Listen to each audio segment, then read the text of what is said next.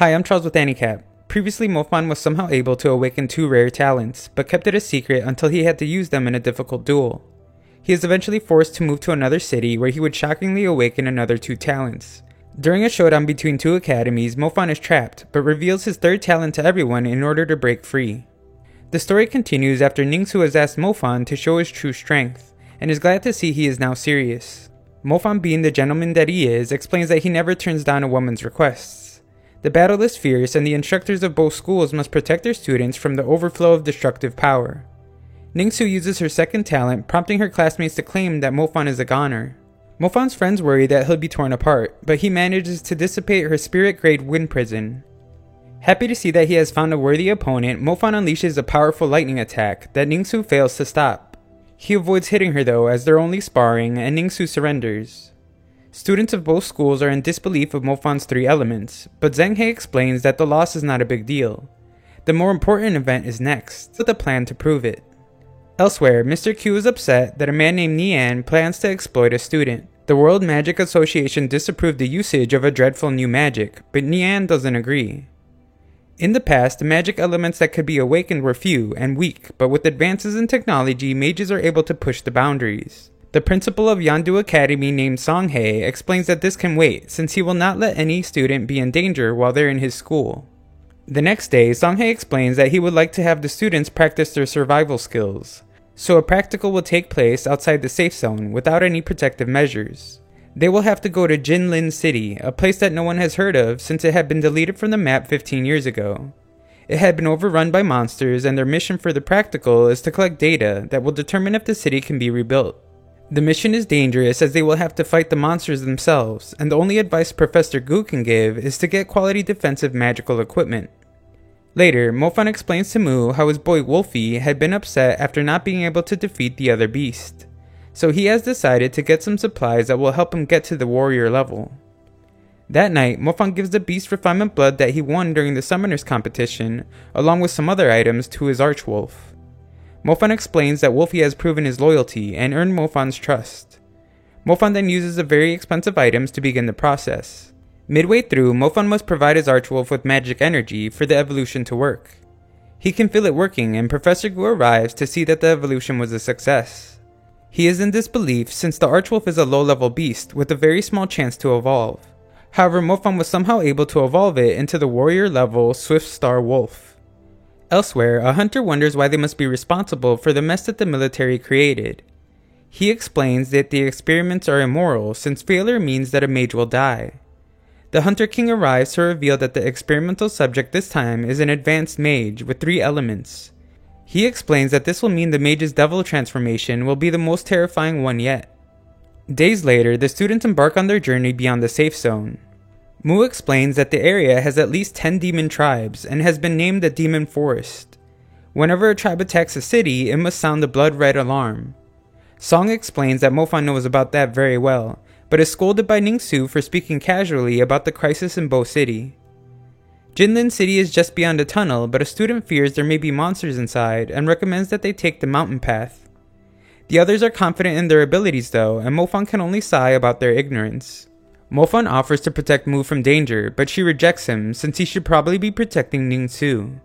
A mid-tier hunter explains that they should keep moving when Mu feels like they are being watched. Just then, demon trolls appear and startle the group. Mu works in tandem with the mid-tier hunter to defeat one. He taunts the other for being slave-level beast, which causes it to run for help. The very next moment, we see that help has arrived quickly, and the students realize that the cave must be their nest. A student gets injured and manages to get saved, but the others are having a difficult time fighting off the endless beasts. Ningsu wants Mofan to charge in with her since their magic will wear out if things continue like they are. He follows her as Mu can only call out his name. Ningsu rushes forward and calls Mofan a slowpoke for falling behind, but he reminds her that he is risking his life by following her. Mofan stops to collect some spirits when he begins to feel like a noob who is carried by a pro to gain experience points. Ningsu's impatience gets her in some trouble, but Mofan arrives just in time to help out. He helps her out again but feels the need to explain that he was just protecting her and not feeling her up. We see that the other group is losing their battle but are relieved when they see ice chains. Mofan and Ningsu appear behind the beasts and wipe them all out. They finally leave the cave but see that Mofan is missing. He arrives moments later and explains that he fell behind after tripping. That night, some of the guys try to take a peek of the bathing girls, but run when they think they have been spotted. Back at the camp, they pretend like they had warned their captured friend to not go. The girls notice another person using shadow magic though and want to know who it was. Just then, Mofan arrives and must explain to them that he is not able to afford a shadow item, so it could not have been him. The captured guy gets branded a pervert, and the others completely agree. Later, Mofan combines the soul remnants that he has retrieved and finally creates a soul essence. He exclaims that 5 more of those and his lightning will reach level 4. Mofan gets even more excited when he thinks about how only a handful of mages can ever reach that level. The next day, they arrive at Jinlin City and decide to scout the outskirts. After finding a safe entry spot, they decide to search for a spacious building that will serve as their base. They choose a nearby building that coincidentally turns out to be one of the areas they have to survey anyway. The building feels a bit eerie though, and they notice how the plants aren't growing towards the light, but seem to be more attracted to the dark. They think it would be smart to leave some people outside as guards. Mofan volunteers along with Ting Ting, and Mu seems to have a problem with that for some reason. Inside, the students split up to examine the surroundings. The experienced hunter is startled by something, and Mu checks to find human remains. Before she can react though, she is stopped and shown that they are in a really bad situation. They return to the group to find that the entrance they used has been blocked off, and running proves useless as the vines around them converge. Mofan watches in horror as part of the building covered in veins collapses to reveal a demon. Everyone is trapped inside, so Mofan decides that he must act fast to save his friends. However, before he can even move an inch, a large winged beast appears. Its power is so intimidating that Mofan can hardly breathe, so he uses his shadow magic to get away. Inside, the students run away, but Ningsu refuses to leave their classmate behind. The nightmare isn't over. They plan to work together and manage to buy themselves some time. Outside, Ting Ting realizes that Mofan just used shadow magic, which means he has been hiding his 4th element from everyone. There's no time to explain though, as the winged beast breaks free of the vines and eats the tree demon. They return to the building just as their friends emerge, begging for Ting Ting to rescue their classmate. They wonder how the academy could think it was a good idea to send them to the city, and turn their anger towards Mofan. He had been the one to pick the building and stayed outside while they all risked their lives. However, Mofan laughs and explains that he would have blocked the exit if he really wanted them dead. The others continue insulting Mofan by saying that those that run away are just as dangerous to the group as monsters are. Mofan has had enough and decides that he will go on to another survey area alone. Manyan tries to stop him, but Mofan has already made up his mind. Manyan understands. He gives Mofan a spare survey device and GPS watch. The watch is most important though, as it allows them to track each other's location. Mofan apologizes to Mu for leaving her with a bunch of ingrates, and she gives him a protective bracelet. If he encounters danger, he must infuse his magic into the bracelet and crush it so that it can protect him. Just before he leaves, Mofan explains that she shouldn't wait for him, and asks that she find a good man to marry instead. Elsewhere, Nian reminds his group that they are no longer in the military, and explains that they are approaching their destination, Jinlin City. We then see that Mofan didn't actually care about the trash talkers, and just needed a good excuse to leave the team. He returns to where the tree demon had died in the hopes of finding a good spirit. With the help of his leveled up Wolfie, Mofan is able to find a very rare and valuable pseudomorph seed. He is sure that other summoners would kill to have the chance at developing it into a summoned creature, but it's all his. We are then reintroduced to an old face when we see that Officer Kong has come to visit Songhai. Songhai notices the scar on Kong's neck and points out how if it had been just a little higher, he would be dead. It is the scar that was left after fighting the Darkwing Wolf in Bo City. They had both been severely injured, but the beast managed to escape. However, Kong explains that he is there to look for Mofan, who is like a brother to him, and has been worried ever since he revealed his dual talents. He reveals that Nian and his subordinates had been expelled from the military. Kong knows that Nian is a lunatic and suspects that he may be playing his tricks again.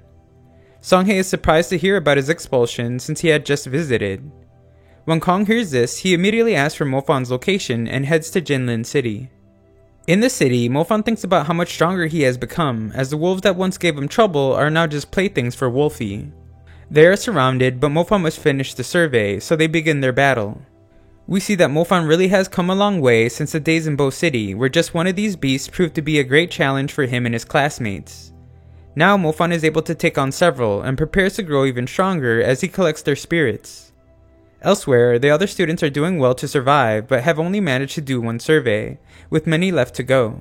Some of the students begin to appreciate Mofan more when they realize how hard it is to fight without him. Another student thinks that he might already be dead, but Minun reveals that not only is he alive, he is also headed back. At their new base, Ming has returned with some water, but explains that he is itchy from bug bites. Ting Ting explains that the girl's condition is not good since her wounds are also affected by poison, so she puts an antidote in the water. In that moment though, Ming is overcome with urges and must be pulled off Ting Ting. Later, Mofan returns and reveals that he has done 2 surveys already. Some students assume that there probably weren't any monsters there by Ning-Su. However, the guy is tripped by another student and a different argument begins. Everyone sees a mysterious dot on his forehead. He goes on to say that he will go with her again if she wants to leave her family, but she explains that they have already arranged her marriage. She has no feelings for her fiancé, but that is what a political marriage is. Just then, Mofan snaps out of it thanks to his must be forcing people to overtly express their deepest desires, and figures Ming must have brought something back from the pond. However, their discussion must end abruptly when a large explosion decimates the building their friends are in. Thanks for watching part 15, 11,000 likes to let me know you want a part 16.